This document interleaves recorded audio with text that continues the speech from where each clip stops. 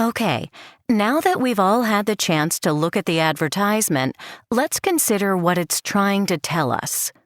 Well, it's clearly informing us that there are many people who want to lose weight, but that most weight loss pills don't actually work, despite their claims.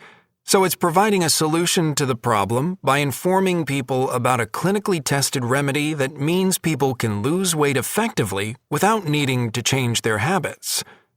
Let's think about a few issues related to this, rather than just accepting it. First of all, let's think about the source of this text. It was on a news website, so it's probably true. But it wasn't an article from the website, was it? And look at the heading, Say Goodbye to Excess Weight Forever with Raspberry Revolution. Does that tell you anything specific about it? Well, I suppose it's already showing you a specific point of view in the title. It's an imperative which suggests that everyone wants to lose weight, and it's going to provide you with the solution to your problem. Yes, and it grabs your attention immediately. Ultimately, any advertisement wants you to buy something. It sounds like they are trying to solve a problem for you, but they are really trying to sell a product. The fact that it appears on a news website where people go to get reliable information helps with this agenda. Exactly.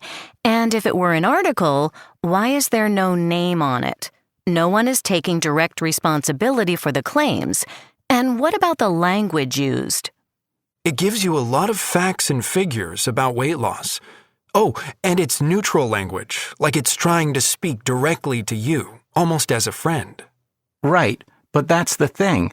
The fact that it's so direct and that it appears on a news website makes it look like it must be true. But if we look a bit deeper, we can see that they might be hiding something. Go on, David. A lot of it is in the passive voice, like where it says it is claimed that they had lost weight. We don't know who actually made that claim, so we can't assume it's true. Yeah, you're right. And also the figures are not very convincing. It says 45 of the adults finished the trial, but there were 70 at the start of it. So what happened to them? That's almost half the original amount. And in fact, if you look at this text here about the same weight loss product from a scientific journal, you will see that the figures are very different. You see, Paul? Right, yes. In fact, it seems to debunk what this advertisement is saying. So maybe it's just someone's point of view rather than facts. Yes, I think we have to consider all these things when we read something instead of simply reacting to it. We have to be able to distinguish reality from opinion. Exactly. Helen Bradley, who is a senior urban planning advisor here in the city, has agreed to talk to us about some of the problems we face. Helen, thank you for coming in. You're welcome. Helen, I'd like to start, if I may, by asking you if there is such a thing as a city without problems, or do we just have to accept some? Without problems entirely? No, definitely not. But with enough advanced planning, we can eliminate the majority of problems. The thing is, we're always trying to correct and make adjustments to allow for the increasing size of our towns and cities. It's an incredibly costly way of doing things. To put it in simple terms, we're paying for our failure to plan things properly in the first place. As a town grows, there are different things happening at different times. For example, more stores or offices or homes are built, and then the roads or the electricity supply or the water supply, well, we plan for these, but as I said, they don't all happen at the same time. Is the problem different depending on whether we're talking about a large city or a small town? Yes, because their needs are different. In a big city, the growth might be to include more office space, while a smaller town, especially if it's a commuter town, might need more homes than offices as the nearby city grows. And the homes will need different amenities from the offices, for example, playgrounds for children, which you don't need to plan for in commercial areas. But you notice I'm talking about planning again. It all comes back to that. Yes, of course. But where we live, the main concern is developing new roads. If the downtown area of the city develops each year, we may not need to build more homes, but we will need wider roads and better transportation networks to cope with the population of commuters coming in from the outskirts every morning and returning home every evening. Is there a reason why we fail to plan ahead? Yes. I'd say that any kind of development is a balance between what you want to do and who you're going to upset. We can plan for 1,000 new houses, and of course, those looking for new homes will like the idea. But some local people will say that we're destroying the countryside or spoiling their view. If we include everything else in the plan, such as roads, power facilities, maybe a new railroad line, each one of these things will have its objectors. So it's hard to get approval for all these things. People might recognize the need for homes, but they don't want them or a new highway destroying their favorite picnic place. But if everyone wants the homes built somewhere else, there's nowhere left to build them. I see. Is there a model we can look to? A city that has planned successfully? Well, Freiburg in Germany is often used as an example of a well-planned city. Back in the 1950s, the planners thought about a lot of things that sometimes get left out. They took into account more factors than other planners did in other cities. With its main emphasis on good transportation, the city was able to grow in a controlled way. Second, they incorporated green spaces in the plan so that the people living and working there would have access to the benefits of nature. And did it continue growing in a controlled way? Yes, it did. According to the website World Habitat, other factors that became central to the expansion of the town were keeping the number of cars down to a minimum, offering trams. In Freiburg, over 2/3 of the population lives within half a kilometer of a tram stop, cycle lanes, and a pedestrianized downtown area. Then, there's their use of renewable energy and making sure that the construction of new buildings is as environmentally friendly as possible. Add to that the fact that the city is 42% forested, there are water conservation methods in operation, and the people are generally more aware of environmental issues. I think Freiburg shows us what's possible, and more countries and cities are looking to this city to learn how to improve their own. So here's a list of apartments I've lined up for tomorrow. You're free all day, aren't you? Yes. Let me see your list. Here. I thought we'd start in Riverdale. There are 2 places very close to one another. Does it make sense, though? I mean, to start in Riverdale, since I see we have apartments all over town. Why don't we start over by Clinton and work our way back home? Okay, but we shouldn't start in Clinton because we have an appointment there at 12. It's the only appointment I booked for tomorrow. For the rest, we're just going so we can get an idea of the area. So there's a couple of places in Franklin. We could head out there first thing, have a look around, then get to Clinton for midday. Is that okay? We can set off at 9. Sure, but 8's a better time to set off, I think. I like to have a good look, and you're right, it makes no sense to book more appointments until we've seen the neighborhood. What else is on the list? Wait, why do you have Springfield down here? We went, remember? We both hated the place. Terrible neighborhood. Yes, but do you remember why we hated it? We were looking at that apartment that overlooked the schoolyard, remember?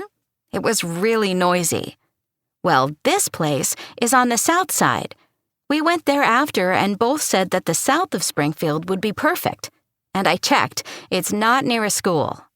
Wait, I remember now. Yeah, it was just the noise. Let's take another look. I like that place. We can have lunch while we're in Clinton and then head on over to Mayville. I see you've put that on your list. Yeah, I'm having doubts about that one. It's a nice enough area, but I think the apartment I found is too small. Do you think we should go there anyway? Yeah, there'll be others. It's not a neighborhood that either of us knows very well, so it's worth a look. I think we could skip Oxford. You and I both know that we'd move there in a heartbeat. I'm not so sure now. Angie at work lives there, and she tells me some horror stories about her neighbors. She told me to call her when we get there, and she can show us around. But it's up to you. She's not arranging her day around us or anything. Okay, well, we're free to go wherever we want, so if we still feel like it, we can go. You know, I sometimes wish we could just decide and move on. Yeah, but we don't want to end up making the same mistake we made before. I know you can't choose your neighbors, but if we can get the neighborhood right, I think we'll have a better chance of being happy. We rushed into this place for sure. We did, and we've paid the price. But that's why it's important to do some research. Don't worry, it won't be for much longer. Think of an island in the Pacific Ocean. What do you imagine? Palm trees, white sand beaches, deep turquoise seas? Well, there is a very large island in the Pacific Ocean, but frankly, you won't find any coconuts there, and it's not on any maps, which is strange considering that it's about 3 times the size of France. It's over 617,000 square miles in size, and it's made of about 87,000 tons of discarded plastic. This particular island is called the Great Pacific Garbage Patch between Hawaii and California, and it's apparently getting bigger. The Great Pacific Garbage Patch is just one example of the floating islands of garbage that are accumulating in the ocean. There are areas of the ocean called gyres. These are places where ocean currents meet. And because of the amount of plastic that comes from rivers into the world's oceans, these gyres become giant garbage patches. The plastic causes many problems, apart from making beaches look unattractive. Seabirds eat the plastic and then they die. Why do they do this? Well, when seabirds are hungry, they eat anything. But because they can't digest the plastic, it stays in their stomachs so that they can't digest any real food. So they starve to death. And this is not a new problem. Seabirds have been eating our plastic garbage for decades. So what can we do about all this? Honestly, it's a very big problem. Even if we collected all the garbage, what would we do with it? But the biologist Christopher Lemoine at Brandon University in Manitoba might have found a workable solution, although the solution is admittedly from a very strange source. The solution may be waxworms. These are pests that get into beehives and eat the places where the bees make honey. They are a nightmare for farmers, but are arguably a dream for environmental scientists. Why? Because waxworms eat plastic. They do this because the places where the bees make honey are made of molecules called hydrocarbons, and these are exactly what plastic is made of. Of course, discovering this potential solution is very exciting, and it does sound great so far, but it would take a very long time to remove the Great Pacific Garbage Patch this way. In experiments, 60 waxworms ate a very small square of a plastic bag in about a week. So it would realistically take many hundreds of thousands of waxworms a very long time to digest the Great Pacific Garbage Patch. So by what point in the future will waxworms have chewed up thousands of tons of ocean plastic? We don't know, of course. But optimistically speaking, these little creatures may represent a solution to a big problem. We have to propose a possible solution for water stress in sub-Saharan Africa to our local NGO. As we agreed, we'll brainstorm all our ideas and make a note of them. I mean, it's a very big problem to solve. 40% of people there have no access to a good source of drinking water. Could they use water from lakes? Maybe we can just make sure they can get there more easily by arranging transportation. I mean, many people have to walk about 6 kilometers each day to fetch water. No, Paul, how would that work? Sub-Saharan Africa has about 783 million people, so 40% of that is well over 300 million people to get to lakes. Frankly, that's hardly a viable solution. Well, I see why Paul prioritizes the access to drinking water, and I think that's something we have a chance to build on. But I have to say, Paul, that another challenge related to your suggestions is that by 2050, water demand there will have increased by 55% because of population growth. Admittedly, when you see it from that point of view, it's not a great idea. It might work somewhere with a more developed infrastructure, but they are going to need something sustainable. So I agree with you, Diego. Also, it's not a very green solution. One of the problems is that surface water in sub-Saharan Africa tends to be polluted, which makes for a vicious cycle. It's the easiest water to get to, but it's unsafe for drinking. Another alternative could be technology. Only 3% of Africa's water resources are successfully exploited. The country's governments really need to put into place the infrastructure for tapping it and supplying it. What? No way. Forget it. I read that there are so many corrupt governments that all the money for projects like that would be stolen. What kind of newspaper did you read that in? Are you sure that's true? Actually, I think I saw it on social media. Well, statements like that really need checking, I think. Anyway, I was reading about the introduction of vetiver grass as a possible solution. Vetiver grass is a plant that has the ability to absorb pollutants from surface water. But all the pollution is still in the plants, right? So what's the point? I see why you say that, but in fact, the grass is cut regularly to remove the pollutants. Then the grass grows again and keeps removing the contaminants from the water. It does sound like a good idea, but our project here was supposed to focus on technology. Mind you, if we go from the perspective that technology is applying scientific knowledge to find practical solutions, we might get the local NGO to agree to it. Great, guys. Let's do it. I think it's true to say that many of us have a certain image in our minds when we think about games and gamers, and many of those images are negative. I'd like to talk about some of the positive aspects of games and how playing really does have a place in the professional world. That will be a pleasant surprise to a few of you. We've known for a long time now that things like lateral thinking puzzles help develop the mind, and it's easy to see how that can help businesses. Just to give you one or two examples, solving puzzles makes you a better problem solver generally. The skills you develop help companies innovate. But I think it's in forming new approaches to old situations where there is the most benefit. Sometimes we can't change the circumstances, but we can change the way we deal with them. And, if we can be inventive about it, a whole new world of opportunity opens up to us. There are a number of transferable skills we learn from video games, too. These include the ability to process information and to organize a fast and coordinated response to unforeseen situations.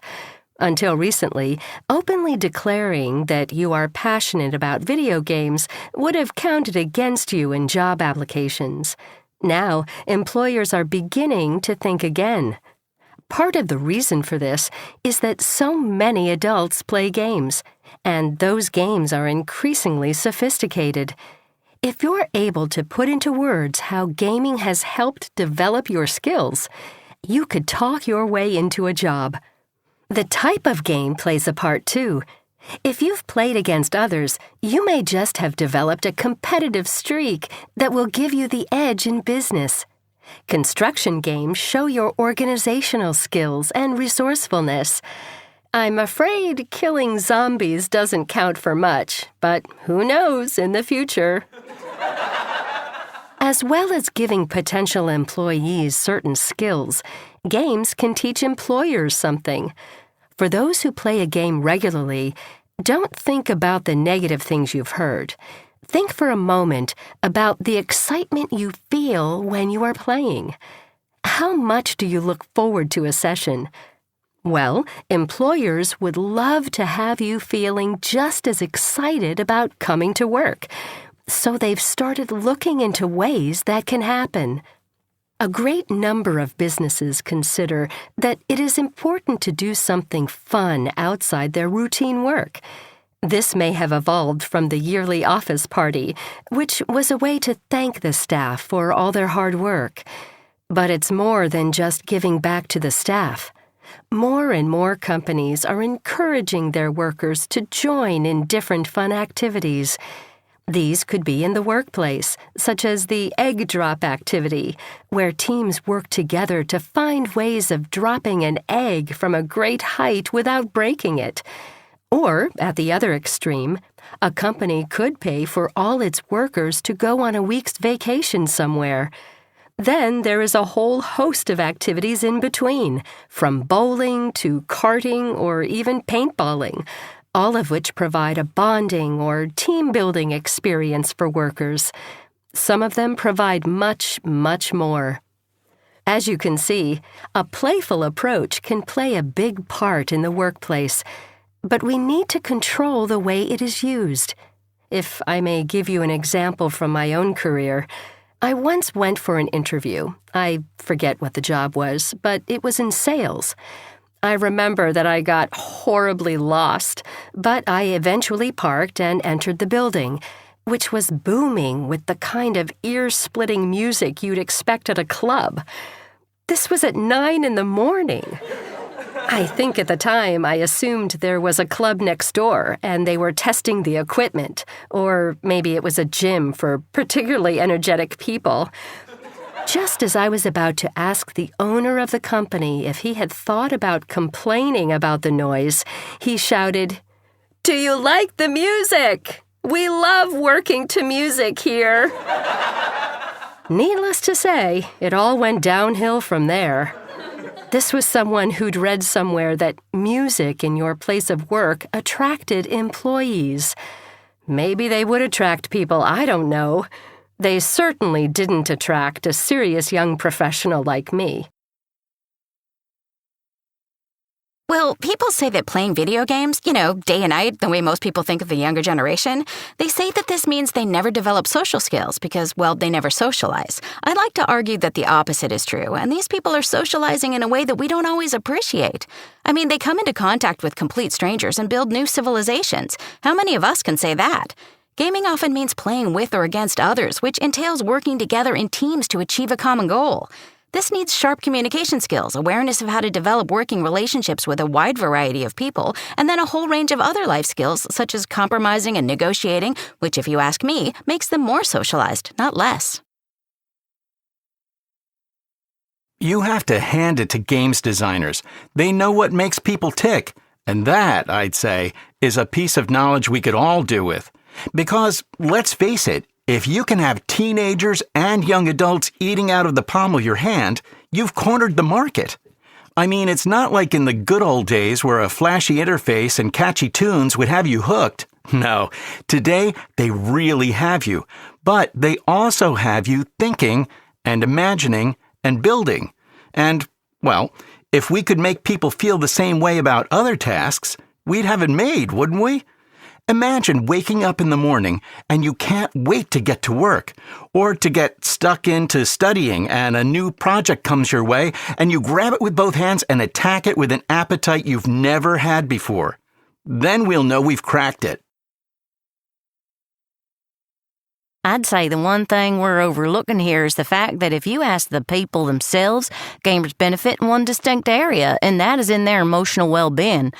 Because that's what they report, and if they say it makes them feel better to play games, who are we to argue with them? And why is this important? Well, it's as many as 1 in 5 people who experience mental health issues. Of course, some of those are minor problems, and they turn out to be temporary, but for the sufferer, they are certainly not trivial. If we ignore the feel-good factor, we're not doing games justice. It's very easy to focus on the negative aspects of gaming, but we shouldn't deny that there are benefits. Now, naturally, there's going to be downside to everything, and we'd be equally guilty of failing to do our job if we didn't consider them. But just remember that addiction, antisocial behavior, and a failure to function properly in society, they only present one side of the story. Games change us. There's no doubt about it. Did you ever forget where you were when you were playing a game? Some people told me that they looked up from the screen and saw the sun rising. They've been playing all night. We're talking about a large percentage of the population, too. So isn't it logical to think of what kind of long-term effect this might have? You know, we've looked at MRI scans of gamers and we can see the positive side, the engagement, the brain activity, while we're actually playing, but I think we need to look at what we're like after a session, and I'd like to see more scientific experiments done on that. In a time when we have kids falling asleep in class because they've been up all night playing games, we can't deny there's a problem. Now we need to quantify that, do experiments, get the facts and figures, and see if we can turn gaming into a more positive than negative experience.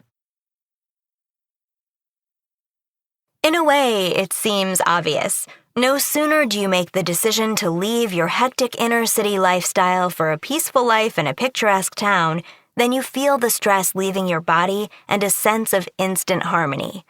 Many people fantasize about moving to a small town and getting away from it all.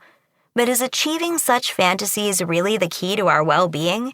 As with so many things in life, the answer is, it depends. 2 separate studies on this issue have come up with conflicting results. According to a 2018 study by the Vancouver School of Economics and McGill University, people living in small towns are happier than those in urban areas. They have more of a sense of belonging to their communities, and the areas are far less congested. But according to the Gallup ShareCare Well-Being Index in 2017, residents of highly populated communities have better overall well-being than people living in rural areas. So why the difference? Well, it's possible that the problem with both points of view on well-being is that they suggest a binary choice. At this point, it's a good idea to remember what exactly we mean by well-being. There are 5 major types: emotional, physical, social, workplace, and societal. Emotional well-being deals with practicing stress management and doing activities that make you feel happy. Taking the dog for a walk in the country or practicing yoga in the city park can help with that. Then we have physical well-being, which is all about healthy eating and exercise. This doesn't depend on where you are either. Number 3 is social well-being, and this doesn't mean partying from dusk till dawn. It does mean developing meaningful relationships with other people. Having thousands of Instagram followers, for example, is not the same thing. The 4th type of well-being is workplace well-being. This focuses on making sure you are pursuing your professional interests, not doing things just for money. That makes your job very dull because it feels like a daily chore. Finally, there is societal well-being. This isn't about being part of a crowded community, but actively participating in the community you live in. This gives people a sense of togetherness and allows them to feel that they are part of a supportive network. Humans are social beings, after all. So, scarcely do you look at this list, then you realize that you can check off all 5 of these points from anywhere in the world, whether a remote small town or a lively big city. Which is good news, right? So the next time someone says to you, "Wouldn't it be great to live in a little house in the country?" just tell them about the real meaning of well-being. That should help them realize that it's not about the state where they live, but their state of mind. Hello there. My name's James McDonald, and you're listening to Looking After the Locals. Now, there are many jobs that involve working with members of the public, but unlike being a business person or a software engineer, few of them can be as demanding as working for the local government. Today I'm talking to Nina Jimenez, a housing officer, and Robin Walker, who's a social worker. They're going to tell us a few of their experiences working in the local community. So, Nina, if we can start with you? Well, James, I've had many kinds of jobs in the past, but never have I experienced such extreme highs and lows as I have being a housing officer. My job is to try to allocate housing to people who need it. By that I mean homeless people or people who are in a difficult situation with their families. Yes, I can imagine that comes with a lot of highs and lows. Right. When you tell someone they have the go-ahead and an apartment to move into, they are delighted, and you feel like a superhero. But when the opposite happens, and someone's been refused housing, it can be the biggest letdown, not just for the person, but for you as well. What about you, Robin? Yes, I can totally relate to Nina's experience. I had a job before this, but this is the first time in my professional life that I've faced such extremes of emotions. My daily tasks involve visiting homes of disadvantaged families to make sure they are doing okay. Last month, I went to a family where their 8-year-old son wasn't going to school.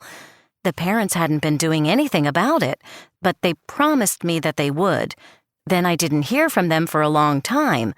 I went around a few times, but they were never home. It's breakdowns in communication like that that tend to be the biggest problem. In my job, it's more like communication overkill. I have lawyers calling me all the time, demanding that their client get housing. To sort out some of the communication problems in the neighborhood where I work, we tried organizing a monthly meeting, but the turnout was always so low that we could never get anything decided. Fortunately, I don't have to organize anything like that. But one of the biggest problems we have is when paperwork isn't processed properly. A few weeks ago, there was a mix-up with some paperwork that had come from a lawyer. The wrong documents got delivered to the wrong person. I was the one who found out about it, but the lawyer thought I'd lost the documents and had done some kind of a cover-up. Luckily, I never have to deal with that kind of thing personally, but I do have to visit people who have received letters from the local government or other authorities that they don't understand. I have to go hand them over to someone who can go through it with them step by step. And that person is normally someone like me. I must say that's one of the high points of my job, helping people negotiate complicated processes and seeing that it becomes clear to them. It really sets them up for dealing with things better in the future. Thank you both for joining us today and for that revealing insight.